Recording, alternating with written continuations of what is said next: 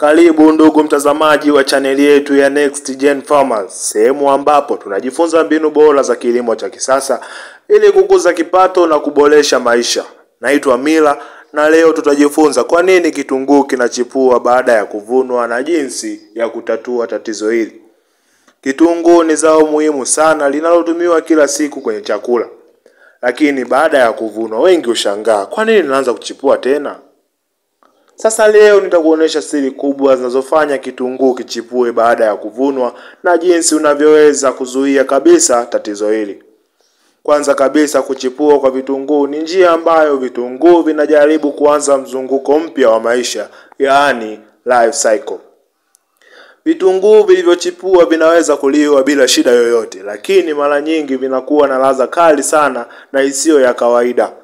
Lakini mtazamaji, kitu cha muhimu ambacho ni muhimu kutambua ni kuwa vitunguu tofautiana uwezo wa kuhifadhiwa kulingana na mbegu. Mfano, Red Gold huhifadhiwa kwa muda mrefu, lakini Bombay Red huiva mapema lakini huchipua mapema.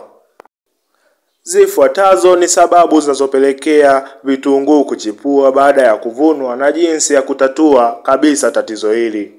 Kuepusha vitunguu na miale ya jua na vyanzo vya joto kama jiko, sababu vinaweza kuhamasisha vitunguu kuchipua.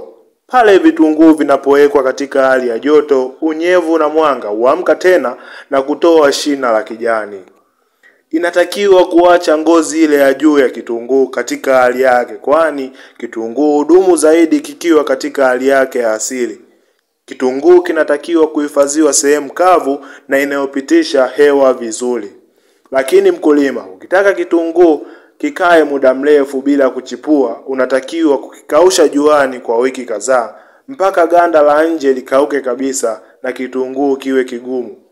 Inashauriwa kutochanganya vitunguu na mazao mengine kama viazi, ndizi, tikiti maji, sababu vitunguu huzalisha ethylene, hivyo husababisha mazao hayo kuoza mapema. Lakini kwa nyongeza, mazao haya yanaweza kupatwa na ile ladha ya vitunguu. Uharibifu wakati wa kuvuna kama vile kujeruhi vitunguu na kuchubua ganda la nje hupelekea uvujaji endelevu wa unyevu, hivyo kupelekea kitunguu kuchipua tena. Basi mkulima, unatakiwa kuepuka kuvuna kitunguu kabla hakijakauka, lakini pia kuhifadhi kwenye sakafu ya simenti, sababu kitunguu hushika joto na kisha kuchipua na kusababisha hasara kubwa. Jambo la mwisho ni kuhakikisha unavigeuza vitunguu mara kwa mara mahali vilipohifadhiwa. Nashukuru sana ndugu mtazamaji kwa kuwa nami toka mwanzo mpaka mwisho wa kipindi hiki.